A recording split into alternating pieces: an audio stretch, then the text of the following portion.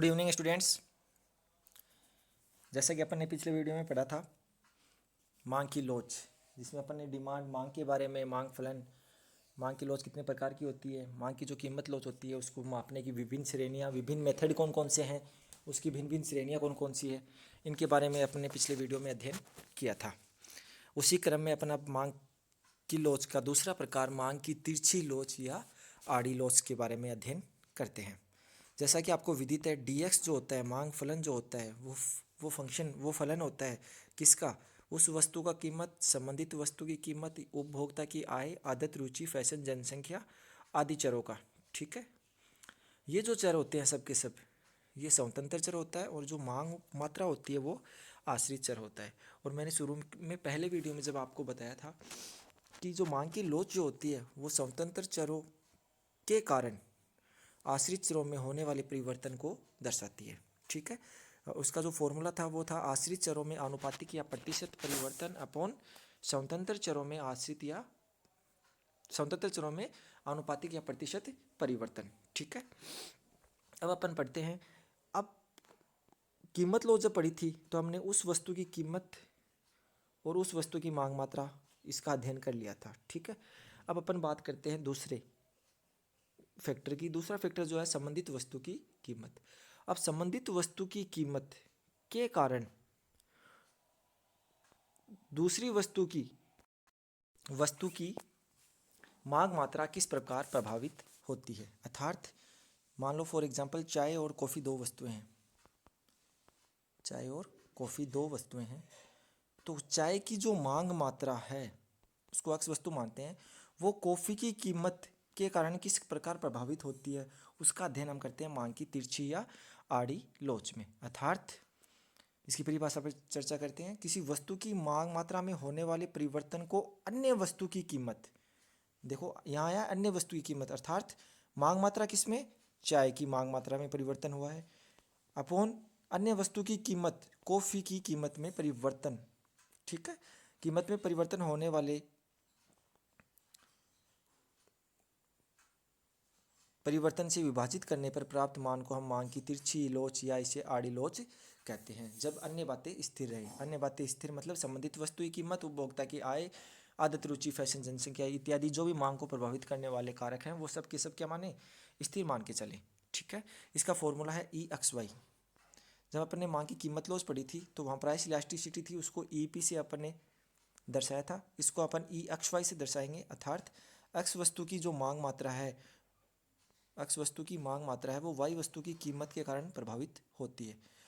तो एक्स वस्तु की मांग मात्रा में आनुपातिक या प्रतिशत परिवर्तन अपॉन वाई वस्तु की कीमत में आनुपातिक या प्रतिशत परिवर्तन। ठीक है, तो यहाँ EXY जो हमें प्राप्त होगा वो होगा डेल्टा QX अपॉन QX। ठीक है, यहाँ डेल्टा QX क्या है? एक्स वस्तु की मांग मात्रा में होने वाले परिवर्तन को दर्शा रहा है, और ये QX किसको दर्शा रहा है? एक्स वस्तु की प्रारंभिक मांग मात्रा। ठीक है, upon delta PY upon PY, अर्थात Y वस्तु की कीमत में परिवर्तन तो हो गया डेल्टा PY, और जो PY है वो दर्शा रहा है Y वस्तु की प्रारंभिक कीमत। क्लियर है यहाँ तक? अब अपन बात करते हैं आगे। इसी समीकरण को अपन इस हिसाब से भी ले सकते हैं, delta QX upon QX multiply किया तो ये PY ऊपर चला जाएगा, PY अपॉन डेल्टा PY। ठीक है, अब डेल्टा डेल्टा की वैल्यू को एक स्थान पे ले लेंगे अपन, तो यहाँ ये जो अपना फॉर्मूला हमें प्राप्त होगा delta QX upon delta PY multiply by PY upon QX। ठीक है, अब जब संबंधित वस्तु की बात करते हैं अपन, तो मैंने पिछले वीडियो में बताया था दो प्रकार की वस्तुएं आती है। पहली वस्तु जो होगी वो होगी प्रतिस्थापन वस्तु, या इसको स्थानापन्न वस्तु भी कहा जाता है। दूसरी वस्तु की जिस पे अपन ने चर्चा की थी वो है पूरक वस्तु।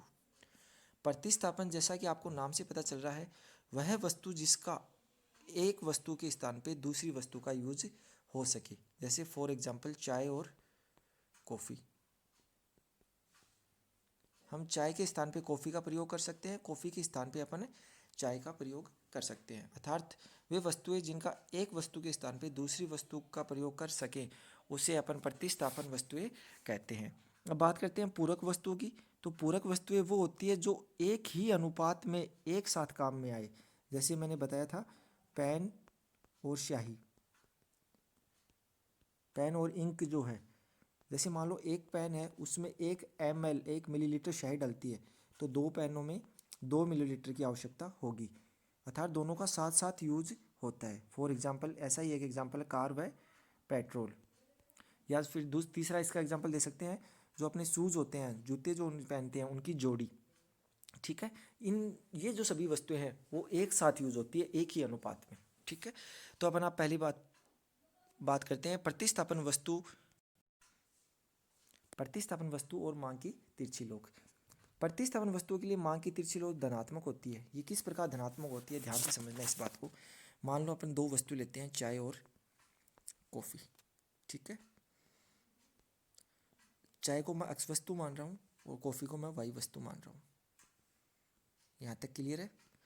अब मान लो हमें एक्स वस्तु की मांग मात्रा निकालनी है, ठीक है, और वाई वस्तु की कीमत अपने को दी हुई है, ये पी वाई और ये क्यू एक्स। ठीक है, अब अगर वाई वस्तु की कीमत में परिवर्तन होता है, अगर पी वाई बढ़ती है तो क्या होगा?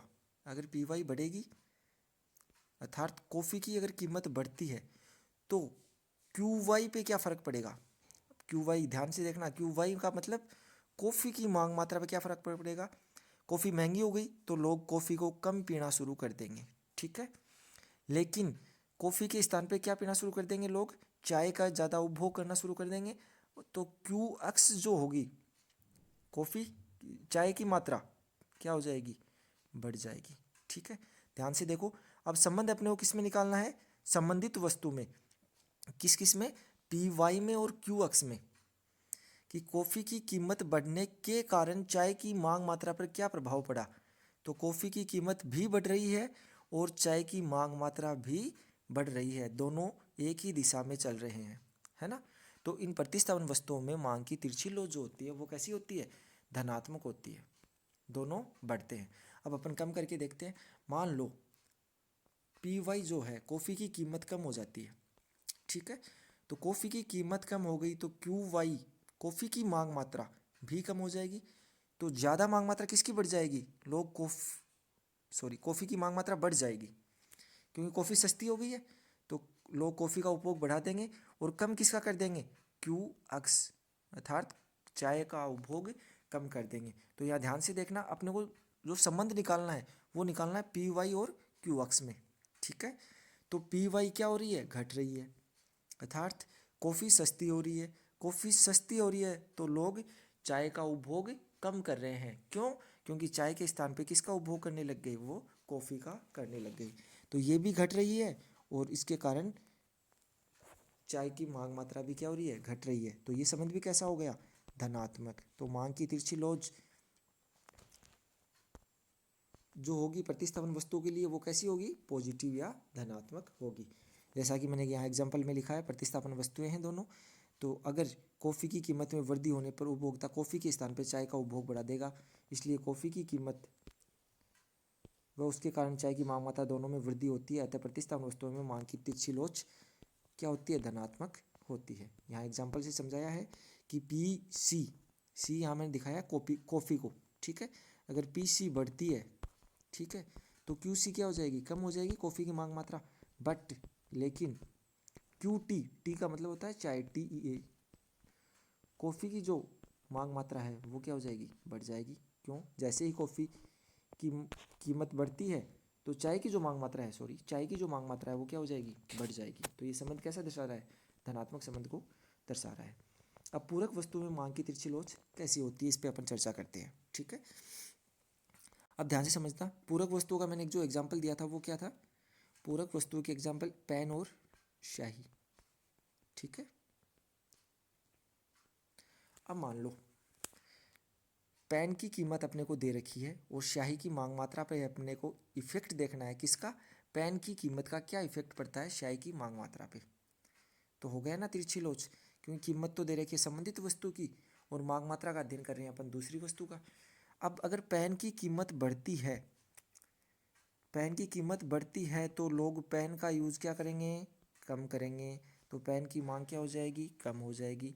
पेन की मांग कम हो जाएगी तो जब लोग पेन ही कम खरीदेंगे तो पेन और स्याही तो एक साथ काम आते हैं, दोनों वस्तुएं एक ही अनुपात में एक साथ काम में आती है, तो लोग स्याही की मांग मात्रा भी क्या कर देंगे, कम कर देंगे। तो यहाँ ध्यान से देखना, जो ये जब पी बढ़ रहा है, पेन की महंगा हो रहा है, तो हम स्याही भी क्या कर रहे हैं, कम खरीद रहे हैं। तो एक तो बढ़ रहा है और दूसरा कम हो रहा है, तो ये कैसा संबंध हो गया, ऋणात्मक। तो पूरक वस्तुओं की में मांग की तिरछी लोग कैसी होती है, ऋणात्मक होती है। जैसे इसका ऑपोजिट लेके देखते हैं, अगर पेन की कीमत, यहाँ मैंने लिखा है देखना, अगर पेन की कीमत कम हो जाती है, पी क्या हो रही है, कम, पेन सस्ते हो गए तो पेन ज़्यादा खरीदेंगे लोग। अब पेन ज़्यादा खरीदेंगे तो क्यू पी क्या हो जाएगा, ज़्यादा हो जाएगा। अब पेन ज़्यादा खरीदेंगे तो उसे स्याही की आवश्यकता भी क्या होगी, ज़्यादा, तो इसकी मात्रा भी क्या हो जाएगी, बढ़ जाएगी। ठीक है, अर्थात जब पेन की कीमत गिरती है तो स्याही की मांग मात्रा क्या होती है, बढ़ती है। एक तो घट रहा है, दूसरा बढ़ रहा है, ये कैसा संबंध हो गया, ये नेगेटिव संबंध हो गया, ऋणात्मक संबंध हो गया। ठीक है, तो पूरक वस्तुओं के लिए मांग की तिरछी लोच कैसी होती है, ऋणात्मक होती है। यहाँ एग्जाम्पल दिया है कि पेन और स्याही दोनों पूरक वस्तुएं हैं, अर्थात दोनों वस्तुओं का एक साथ एक ही अनुपात में प्रयोग होता है। पेन की कीमत में कमी होने पर उपभोक्ता पेन की मांग बढ़ा देगा, जिसके कारण स्याही की मांग की गई मात्रा भी बढ़ जाएगी। इसमें पेन की कीमत में कमी व उसके कारण स्याही की मांग मात्रा में वृद्धि होती है, अतः पूरक वस्तुओं में मांग की तिरछी लोच कैसी होती है, ऋणात्मक होती है। तो ये जो था वो था मांग की तिरछी लोच के बारे में। अब अपन जो तीसरा टाइप है, जो मांग फलन को प्रभावित करने वाले तीन इंपॉर्टेंट कारक थे, संबंधित वस्तु की कीमत, इसका अपन ने अध्ययन कर लिया मांग की कीमत लोच में।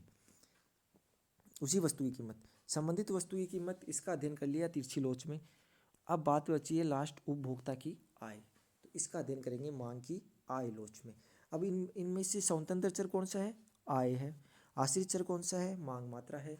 तो वही फॉर्मूला, आश्रित चरों में आनुपातिक परिवर्तन अपॉन स्वतंत्र चरों में आनुपातिक परिवर्तन। तो ई आई जो होगी, इनकम इलास्टिसिटी, वो क्या होगी, मांग मात्रा में आनुपातिक परिवर्तन अपॉन उपभोक्ता की आय।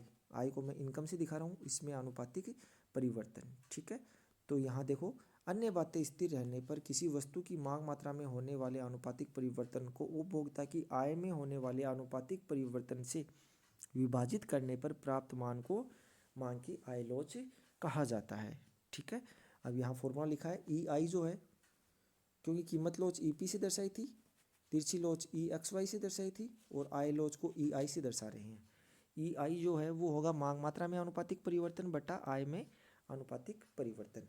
अब आनुपातिक परिवर्तन निकालना है तो ये हो गया Q2 minus Q1 upon Q1 upon I2 minus I1 upon I1। इसको मल्टीप्लाई कर देंगे तो ये I1 ऊपर चला जाएगा, I2 माइनस I1 नीचे रह जाएगा।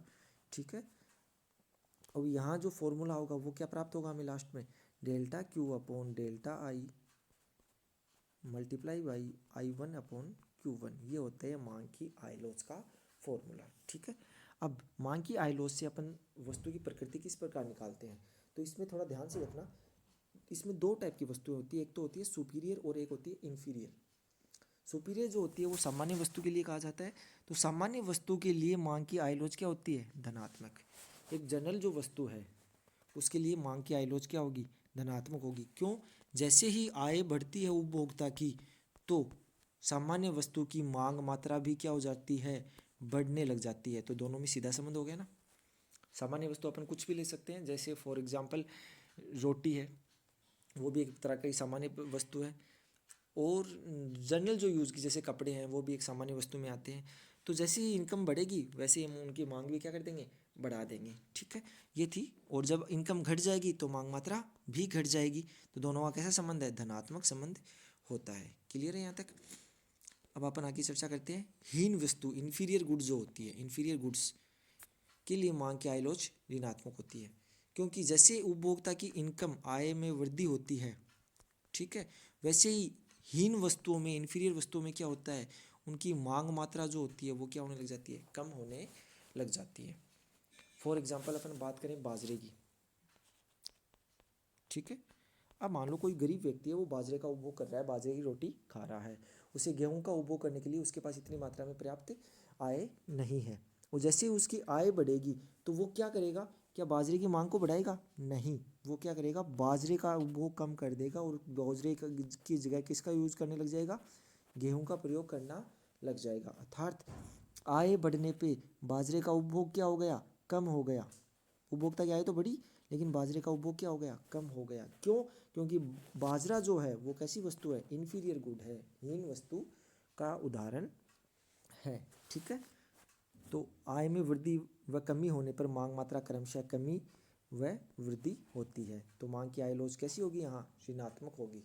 सामान्य वस्तुओं में धनात्मक और हीन वस्तुओं में ऋणात्मक।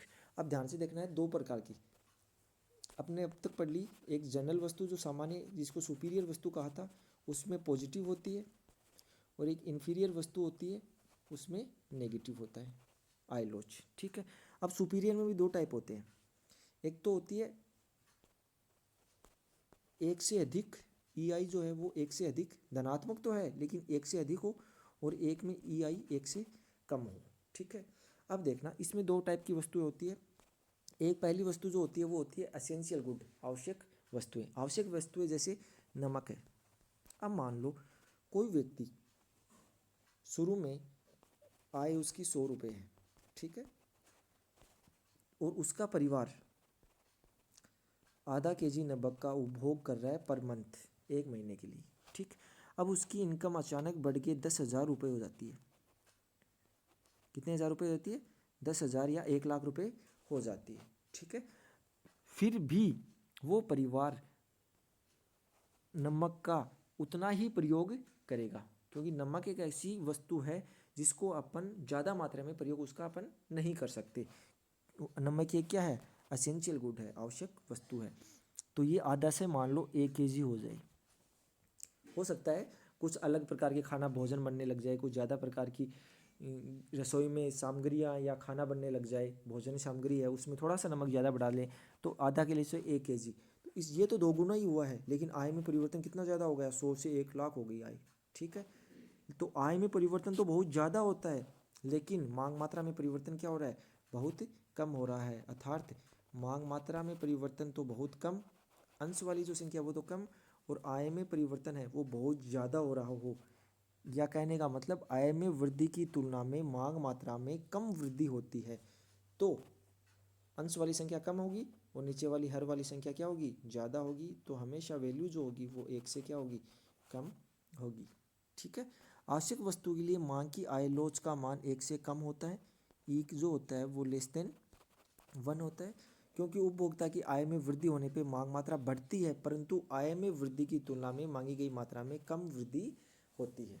ठीक है, अब दूसरी प्रकार की जो वस्तु होती है वो होती है लग्जरी गुड, जिसको अपन बोलते हैं विलासिता की वस्तु। जैसे एसी है, फ्रीज है, टीवी है, ये जनरली विलासिता की वस्तुओं में मानी जाती है। विलासिता की वस्तुओं के लिए मांग की आय लोच का मान 1 से अधिक होता है, क्योंकि जैसे जैसे आय बढ़ेगी उपभोक्ता की, मान लो 100 रुपये थी तो उसके पास टीवी भी नहीं था, 1,000 रुपये हो गए तो उसके पास प्रेस आ गई, 10,000 रुपये हो गए तो उसके पास टीवी भी आ गया। जैसे जैसे आय उनकी बढ़ रही है वैसे वैसे मांग मात्रा, इन वस्तुओं की मांग मात्रा क्या होती है, वो और अधिक मात्रा में बढ़ती है। तो आय में वृद्धि की तुलना में मांग मात्रा में वृद्धि क्या होती है, अधिक वृद्धि होती है। तो अंश वाली जो संख्या है मांग मात्रा में वृद्धि वो ज़्यादा होती है, हर वाली संख्या आय में वृद्धि क्या होती है, कम होती है। तो यहाँ जो लोच की वैल्यू है वो 1 से क्या आएगी, ज़्यादा आएगी। क्लियर है यहाँ तक? तो ये था अपना मांग की लोच। Thank you. नेक्स्ट वीडियो में अपन पढ़ेंगे मांग की जो लोच होती है या मांग की जो कीमत लोच होती है उसका औसत आय सीमांत आय से क्या संबंध होता है। ठीक है, और कुछ क्वेश्चंस के बारे में भी अपन डिस्कशन करेंगे जो मांग की लोच के टॉपिक से जनरली कंपटीशन एग्जाम में या यूनिवर्सिटी की जो एग्ज़ाम्स होती है उसमें जनरली पूछे जाते हैं। Thank you.